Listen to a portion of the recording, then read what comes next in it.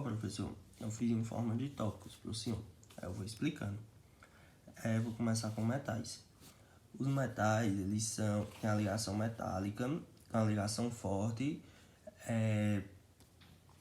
Os metais são os ótimos condutores de eletricidade e de calor.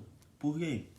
Porque a organização atômica dele é a cristal.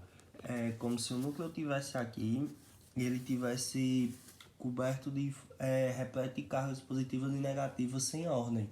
Isso facilita com que a eletricidade caminhe, tanto o calor possa passar entre seus átomos. Os metais ele tem desculpa. Os metais ele tem uma facilidade enorme de perder elétrons. Eles têm uma baixa eletronegatividade e uma alta eletropositividade. Isso faz com que formem cátions. Aí é muito raro os metais se juntar com materiais não metais. Isso é muito raro. Quando isso acontece, se torna ligação covalente.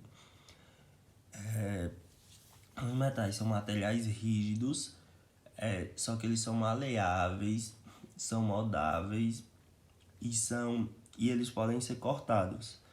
Por isso que a gente usa o material para muita coisa, o metal para muita coisa. Tanto é que nenhum dos três que o senhor passou é tão fácil de conduzir a eletronegatividade quanto o metal. Por isso que a gente usa o cobre em quase todo o fio. Aí, para a cerâmica. A cerâmica, ela tem algumas propriedades parecidas com as dos metais. Só que a diferença é que ela é a junção do metal e do não metal. Se torna uma ligação forte, mas acredito que não tão forte quanto a do metal. São isolantes térmicos e de calor. No caso desses isolantes, é diferente do metal. O metal conduz a eletricidade. Já a cerâmica, eles são isolantes. A gente pode dar até um exemplo que o senhor deu, que é o extintor de O2, se eu não me engano.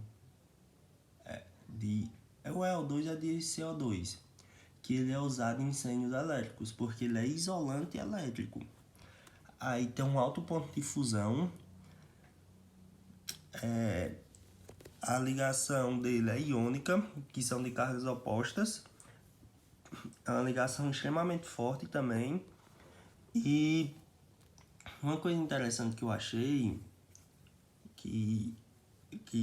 né, em relação à cerâmica, é que o O2 é usado como combustível de usina nuclear. Eu achei isso bem interessante. Aí os polímetros são compostos orgânicos e artificiais,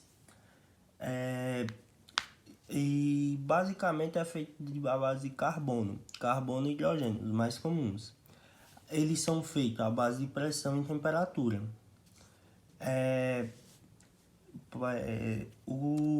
Os polímetros, a estrutura dele é como se fosse uma... Como é que eu posso dizer?